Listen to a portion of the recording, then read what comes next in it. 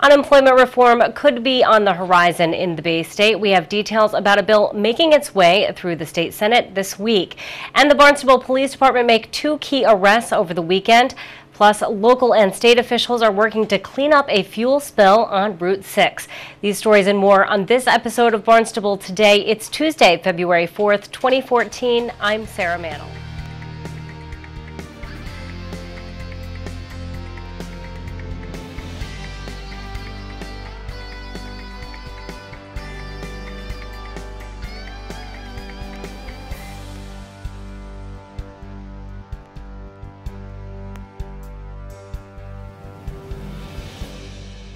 The state Senate releases its unemployment reform proposal. If passed, the bill released yesterday would change the way that unemployment insurance benefits are calculated and paid by employers. State Senator Dan Wolf says that while it's a complicated issue, it is one that needs attention. There's probably multiple bills that will be filed, but this first bill tries to address the fact that for like 20 of the last 22 years in the legislature, we've had to freeze the rates. Prevent them from, by statute, going up. And that was an indication to me as soon as I got into the legislature 3 years ago that there was structurally something wrong with the calculation and the rate schedule as it was constructed, because every year we had to intervene. So I've been looking at this as chair of the Labor and Workforce Development Committee for a couple of years, really trying to figure out ways to make the system for businesses fairer and more predictable, relative to the rate schedule and relative to the funding of the reserve, which the unemployment insurance benefits get paid out of. Wolf says to do that, the bill would raise the taxable wage base from $14,000 to $21,000. Right now, all of the benefits that an employer pays are paid in during the first $14,000 of pay to any one individual. And by expanding that to $21,000, I think especially on the Cape, since there are a lot of seasonal employees who never get to $21,000, but who certainly get over $14,000, it'll actually reduce the payment for them, because by increasing the taxable wage base to $21,000, we actually reduce the percentage that the assessment is on any individual. So the first thing we do is we've tried to modernize it consistent with other states and raise the taxable wage base. In doing that, we had to redo all of the rate schedules, because clearly if you apply the same percentage to $21,000 that you apply to $14,000, you're going to collect too much money. So we reduced the rate and increased the taxable wage base. In addition, this is much more sensitive. The current schedule is much more sensitive to what's called an experience rating, which is those businesses that have had a lot of layoffs and claims against the system are actually going to see their rates go up a little bit. And the employers who have had very few claims against their unemployment insurance account are actually going to see their rates drop. For most businesses in the Commonwealth, this will mean a small reduction in what they're paying to UI insurance.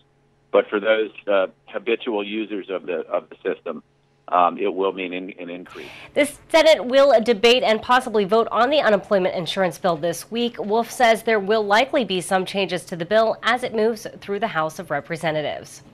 State officials are still cleaning up after a rollover crash that involved a tanker truck full of heating oil. The accident happened on Route 6 Friday afternoon between exits 6 and 7. DPW Director Dan Santos says their initial concern was the nearby water wells.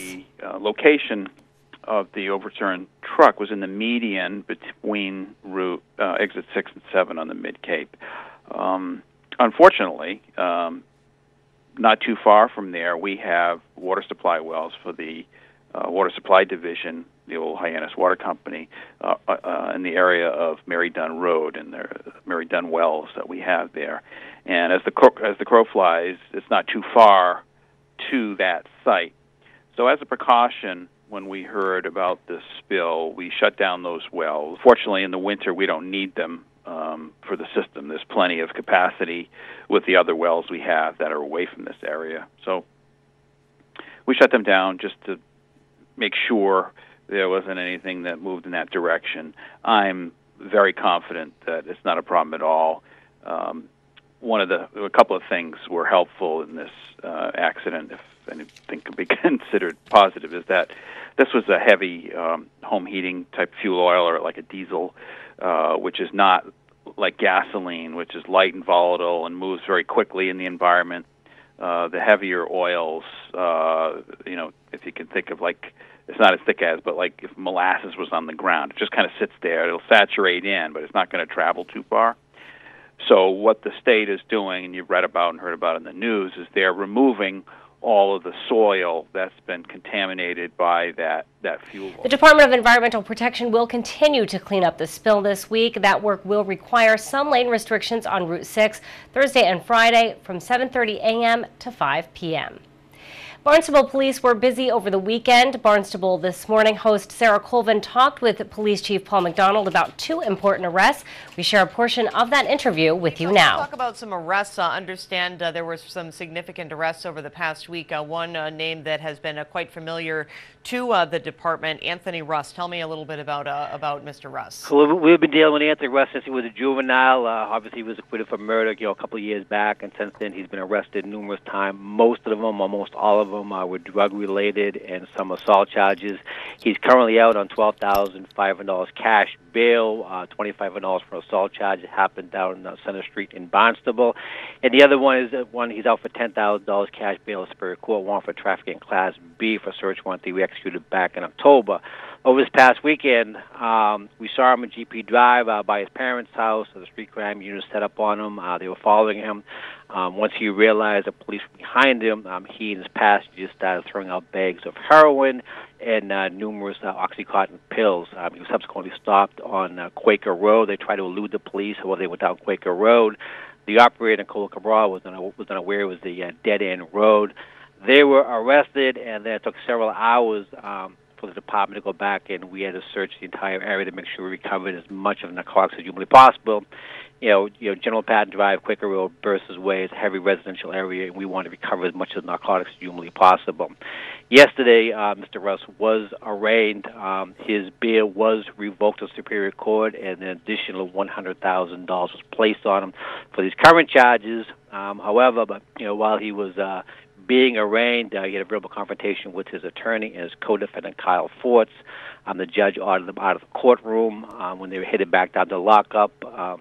Mr. Russ then assaulted Mr. Forts, pretty savagely, and again, he will face additional charge of assault and battery, intimidation of a witness. So hopefully we have Mr. Russ in jail for a period of time. Indeed, and again, as you say, bail was revoked, so he will remain behind bars for at least the time being. He will remain behind bars for at least 60 days. At the end of the 60 days, he'll have a bail hearing, and they will again reassign bail at that time. However, the additional charges, that should significantly increase the bail.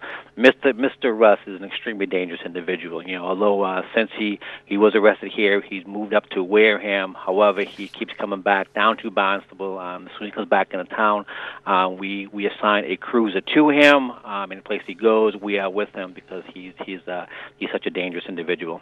Well, good to know that at least for the next 60 days he will be behind bars. And again, as you mentioned, with the heroin and the oxy, it's certainly important to get that cog in the wheel off the streets. It just shows his total disregard for anything and everything. He's in the courtroom yesterday being arraigned. He has an outburst, screams at his attorney, and then while he's in the course, he tries to assault the co-defendant.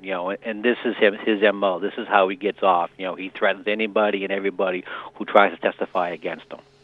Yikes. Well, Chief, and you said there was another arrest over the past week as well. Tell me about this one. Well, the other one was Mr. John Lopes. We've been looking for Mr. Lopes for the past 6 months. There were numerous warrants for his arrest, most of them out of Superior Court. But the reason we were looking for Mr. Lopes, he's a key witness to a trial coming up. If you remember Mr. Lopes, he was a victim of a shooting at the Shanghai restaurant back, I believe, two years ago on Center Street. And because of that, Mr. Ilya Zenov was charged with that, and that trial is coming up, and Mr. Lopes is a key witness for us, so we need him at that trial. Although there were 6 serious warrants for him, we needed him as a witness. He ran from us. I give credit to the police officers that were out there. They ended up chasing him for about 2.5 hours, and they finally did locate him with the help of the Avenue Police and the Mass State Police. Excellent. And you mentioned Mr. Zenoff. Is he still behind bars at this point, awaiting that trial? He is still behind bars. Well, he has numerous cases pending, but this is a major case. This one here, he was charged with attempted murder. And again, they rule by intimidation, so they're trying to get to anyone who could possibly testify against them, including Mr. Lopes. So that's why we were looking for him, and we have him in protective custody right now. For Barnstable Today, I'm Sarah Mannel.